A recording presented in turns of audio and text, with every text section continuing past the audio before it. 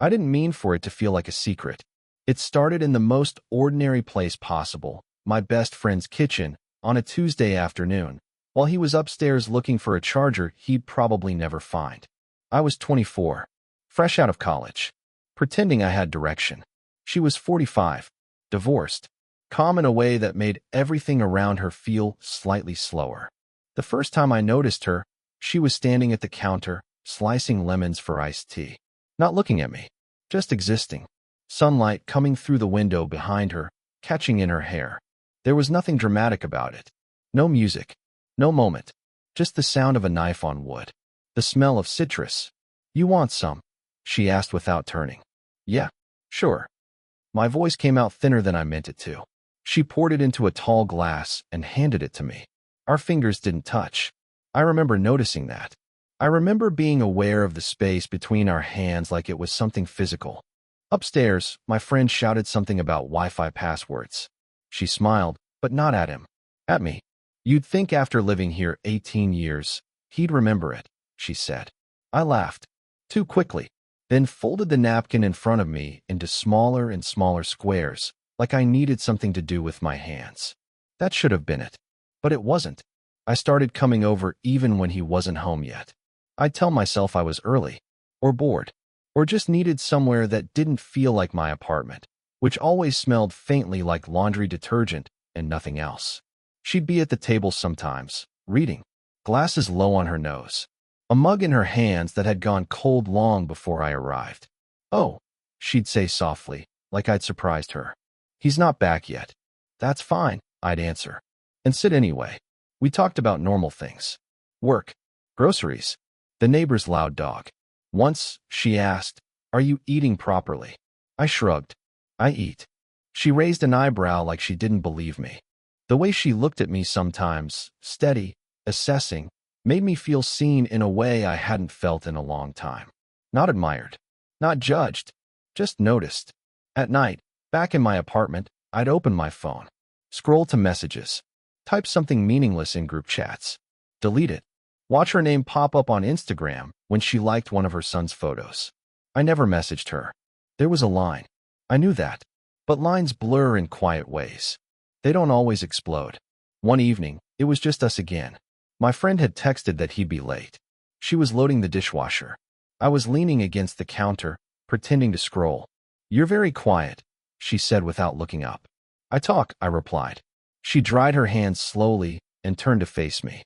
There was something different in the air that night. Or maybe I just noticed it for the first time. "You think too much before you speak," she added. I felt heat rise up my neck. "Is that bad?" She stepped closer to put a plate away above my shoulder. Not touching, just near enough that I could feel warmth. "Not bad," she said. "Just careful. Careful." Like I was holding something fragile. Like I was standing too close to something that could burn. I watched her hands more than her face. The small lines near her knuckles. The steadiness. I wondered what it would feel like to hold them. I hated that I wondered. When I left that night, she walked me to the door. "Drive safe," she said. "I always do." She smiled again. Slower this time. On the drive home, my phone buzzed at a red light. It was her. Not a group message. Not a tag. A direct text. "Did you get home okay?" I stared at it longer than necessary. My chest tight for no good reason. I typed back. Deleted it. Typed again. And that's when I realized this wasn't just harmless anymore. I told myself the text meant nothing. Just basic politeness. Just someone older making sure someone younger didn't crash on the way home. But the next afternoon, I went back anyway. My friend wasn't there again. Something about a study group. Or a date. I didn't ask too many questions. She was at the table with a stack of old photo albums spread out in front of her. Not crying. Not sentimental. Just flipping through them slowly like she was organizing receipts. "Oh," she said when she saw me. "You're early again." Traffic was light. It wasn't. She hesitated, then tapped the chair across from her. "Come here. Help me decide what to keep." I sat. The photos were from her 20s. Beach trips. Birthday cakes. A younger version of her laughing straight into the camera. No hesitation in her body back then. No guarded shoulders. "You looked," I stopped myself. She glanced up. "What?" "Happy." She smiled. but it didn't fully reach her eyes. I was. Sometimes. There was something in the way she said sometimes. Like it carried weight. She slid a photo toward me. It was her and her ex-husband, arms around each other, mid-laugh. We were kids, she said quietly. We didn't know how to grow at the same speed. I didn't know what to say to that. So I just nodded. I kept my eyes on the picture longer than necessary, mostly so I wouldn't stare at her hands. After a moment, she closed the album. You ever been in love? She asked. The question felt unfair. I shrugged. I've liked people. That's not what I asked. Her voice wasn't teasing. It was curious. Careful. No, I admitted. I don't think so. She studied my face like she was trying to read something between the lines. It's not always fireworks, she said. Sometimes it's just quiet. And then one day you realize you can't imagine the room without them. The room felt smaller suddenly. I became aware of the clock ticking on the wall, of how close our knees were under the table, of the fact that I'd come here knowing he wouldn't be home. You shouldn't tell me things like that, I said, attempting a joke. Her lips curved slightly. Why?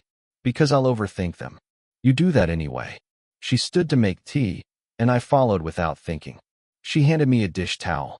Dry these, she said, like it was normal. So I did. We worked side by side in silence. The kind that doesn't feel empty, just full of things neither person wants to name. Our shoulders brushed once. Just barely. I felt it hours later.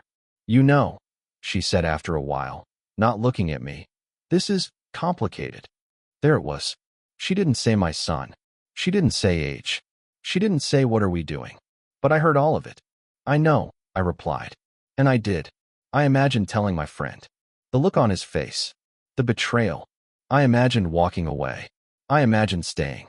Every version ended with someone hurt. When the tea was ready, she handed me a mug. Our fingers touched this time. It wasn't dramatic. Just skin against skin. Warm. Steady. She didn't pull away immediately. Neither did I. I don't know why that moment stayed with me. I'd tell myself later. Maybe because it felt like someone finally saw me. But in the kitchen, with the steam rising between us and her hand still resting lightly against mine, it felt like the beginning of something neither of us could pretend not to notice anymore. After that night in the kitchen, something shifted. Not visibly. Not in a way anyone could point at. But it was there. I started noticing the way she paused before answering me. The way her eyes lingered a second too long and then dropped to whatever was in her hands. A spoon. A dish towel. Anything solid. And I started talking less. Not because I didn't want to say things.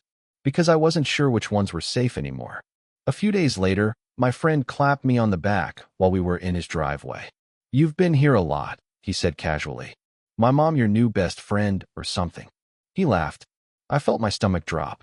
She makes better tea than you, I replied. It landed as a joke. He snorted. Moved on. But I didn't. That evening, I almost didn't go inside. I sat in my car longer than necessary, watching the light on in the kitchen window. I told myself to leave. I didn't. She was at the sink when I walked in. Sleeves rolled up. Hair tied back loosely like she hadn't meant to make it look that way. You're quiet tonight, she said. So are you. She dried her hands slowly. Turned toward me. There was something guarded in her expression now. Measured. We should probably, she stopped. Probably what? I asked. Her jaw tightened just slightly. Be careful. The word hung there. Careful. Again. I am careful, I said, but it didn't sound convincing even to me. She stepped closer, then stopped herself. Physical restraint. Like her body had its own warning system. My son trusts you, she said softly. There it was. Out loud this time. Trust. The room felt warmer. Or maybe it was just me. I know, I said. And I did. That was the problem. Silence pressed in around us. The clock ticked too loudly. The fridge hummed. She reached past me to grab a glass from the cabinet. Her arm brushed against my chest. Not accidental this time. Not entirely. Neither of us moved away. I could see the small crease between her brows. The internal math happening behind her eyes. This can't be, she started. What? My voice was low. Not demanding. Just there. She exhaled through her nose. You're young. It wasn't an insult. It was a boundary disguised as concern. And you're not old. I replied before I could stop myself. Her lips twitched despite herself. That's not what I meant. I know. But I didn't step back. She looked at my mouth. Just briefly. And that small glance felt louder than anything she could have said.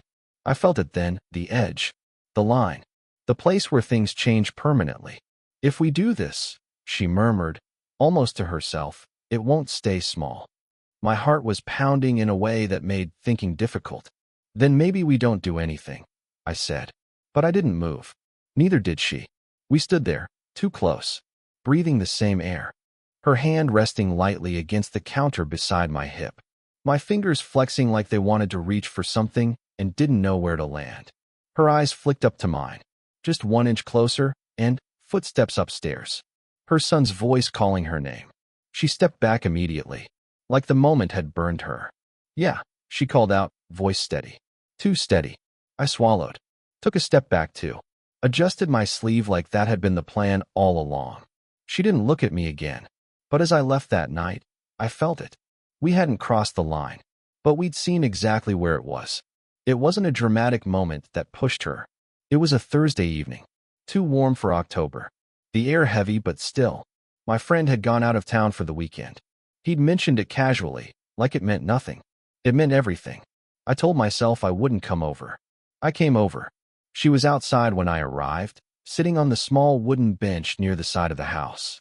The one half hidden by overgrown jasmine. A mug in her hands. Steam rising, though it wasn't cold enough for it. You're alone, I said, immediately hating how that sounded. She gave me a look. Not sharp, just aware. I noticed. I sat at the other end of the bench. Not too close. The space between us felt deliberate.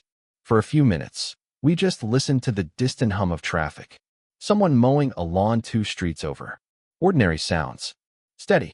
Your friend told me you've been going out more, she said suddenly. It caught me off guard. What? He said you met someone. Oh, a girl from work. We'd had coffee twice. It was nothing. I hadn't even thought to mention it. It's not like that, I said quickly. She nodded once. Too quickly. That's good, she replied. But her fingers tightened around the mug. And that's when I saw it. Not anger. Not accusation. Fear. The idea unsettled me more than jealousy ever could have. Why does that matter? I asked gently. She stared straight ahead. It doesn't. It does. She exhaled slowly, like she'd been holding that breath all evening. You're 24, she said. You should be out there, meeting people, not sitting on a bench with you. I finished. She finally looked at me. There was something raw in her expression. Stripped down. No careful composure. No landlady. No mother. Just her. I don't want to be the reason you shrink your world, she said quietly. The words hit harder than I expected. I'm not shrinking, I said. I'm choosing. Her jaw tightened. That's the problem, she whispered. Silence stretched between us. Thick. Honest. I leaned forward, elbows on my knees. You think I don't know what this is? She didn't answer. I know he's my friend, I continued. I know you're his mom. I know this isn't simple. I swallowed. But when I'm here, I don't feel confused. That landed. Her eyes softened in a way that felt dangerous. You don't feel confused, she repeated, almost to herself. I do. There it was. The breaking point.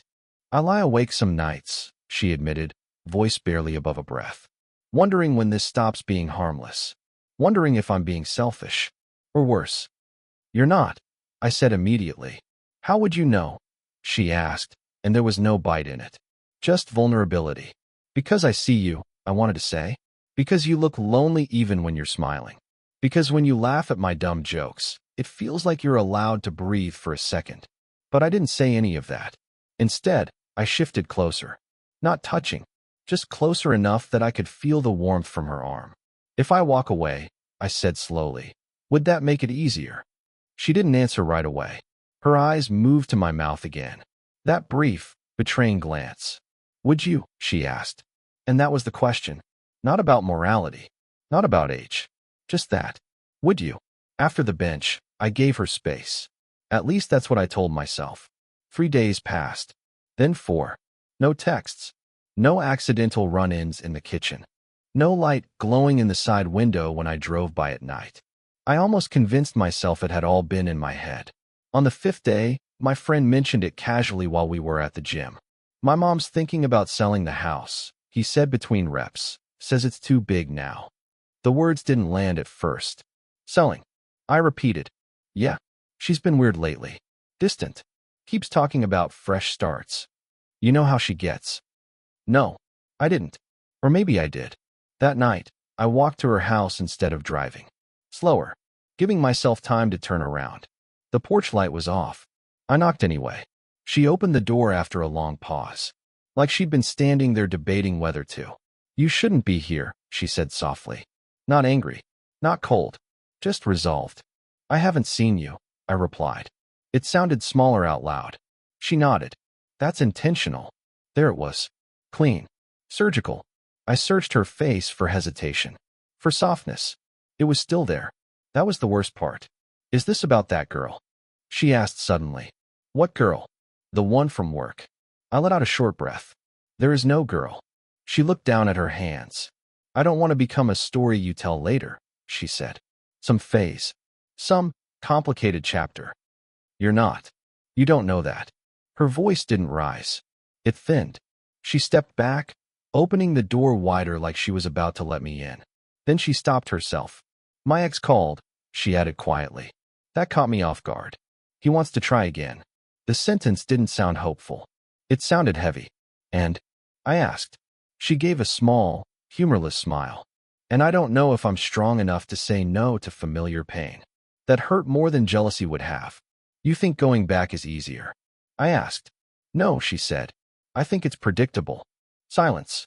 I wanted to tell her she wasn't predictable to me. That nothing about this felt temporary. That I wasn't confused.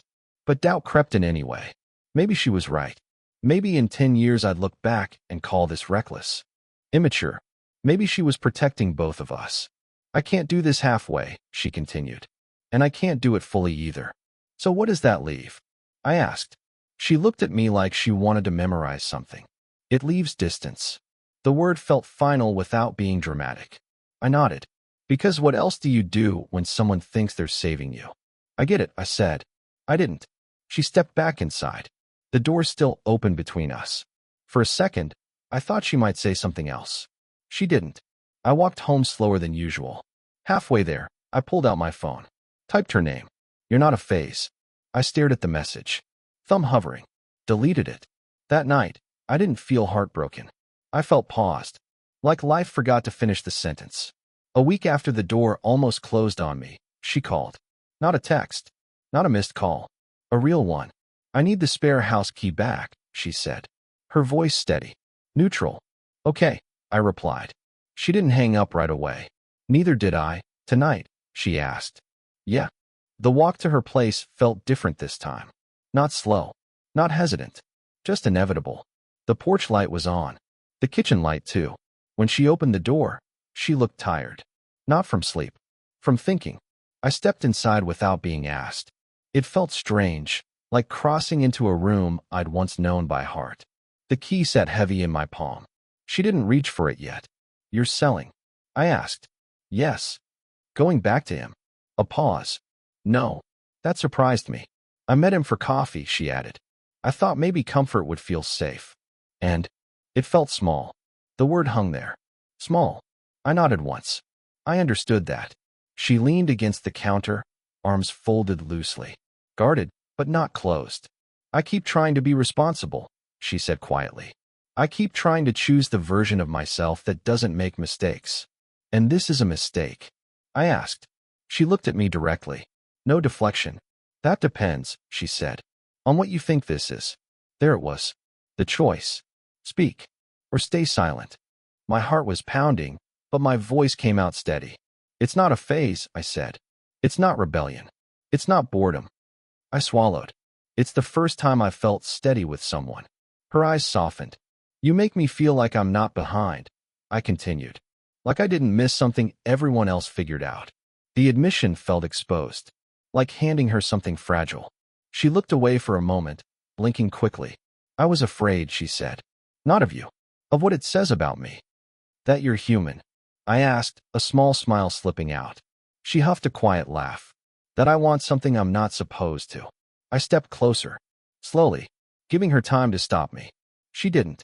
I don't need you to promise forever, I said. I just need you not to disappear because you're scared. Silence. Heavy. Honest. She reached out then. Not dramatic. Not urgent.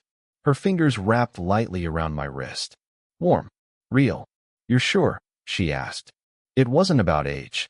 Or her son. Or the neighbors. It was about whether I understood the weight. Yes, I said. A long breath left her chest.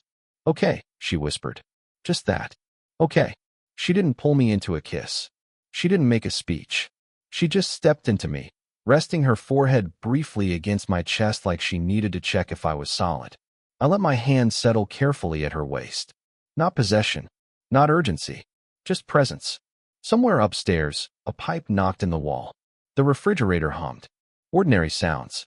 Nothing cinematic. But when she looked up at me again, there was no distance left in her eyes. And this time, neither of us stepped back. The house didn't sell. Not right away. The for sale sign went up, stayed for 3 weeks, then quietly disappeared. No announcement. No explanation. Life didn't explode after that night in the kitchen. It adjusted. My friend came back from his trip sunburned and loud. Nothing in his expression suggested suspicion. If anything, he seemed relieved his mom wasn't talking about moving anymore. She gets in her head sometimes, he told me one afternoon, grabbing a soda from the fridge. But she's good. I nodded. Yeah, she is. We were careful, not in a fearful way, in a respectful one. No dramatic declarations. No reckless displays. Just small, deliberate choices. I stopped coming over when he wasn't home, at least at first. Then slowly, gradually, it became normal again. Tea on the counter. Me drying dishes. Her rolling her eyes at something on the news. But now, there were glances that didn't rush away. Hands that lingered an extra second when passing a mug. The bench outside became ours in quiet ways. Sometimes we'd sit at opposite ends, like before. Sometimes closer. Not touching, just aware. One morning, 8:47 a.m. I remember because I checked. I stopped by to return a book I'd borrowed. My friend had already left for class. She was at the table with her glasses low on her nose, black coffee in front of her instead of tea.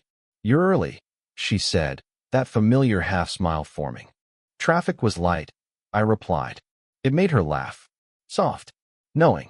I leaned against the counter, watching her fold the corner of a page absent-mindedly. You switched to coffee, I noticed. Trying new things, she said. It wasn't just about coffee. Months passed like that. Not rushed. Not hidden exactly, but protected.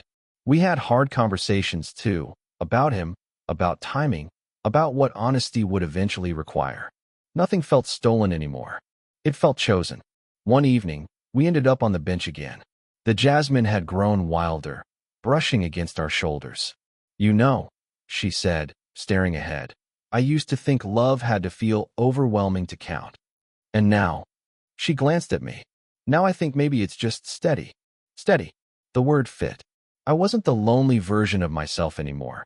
The one who typed messages and deleted them. I didn't sit in my apartment waiting for something to start. Life hadn't become perfect. It had become shared. Sometimes we argued.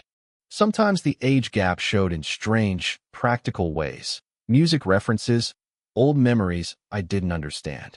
Sometimes the guilt flickered back when my friend hugged us both in the same room. But it didn't control us. One night, as I was leaving, she walked me to the door like she always had. Drive safe, she said. I always do. This time, when she smiled, there was no hesitation. Just warmth. Before I stepped out, she reached up and adjusted my collar slightly. A small, unnecessary gesture. You're not shrinking your world, she said quietly. I shook my head. No.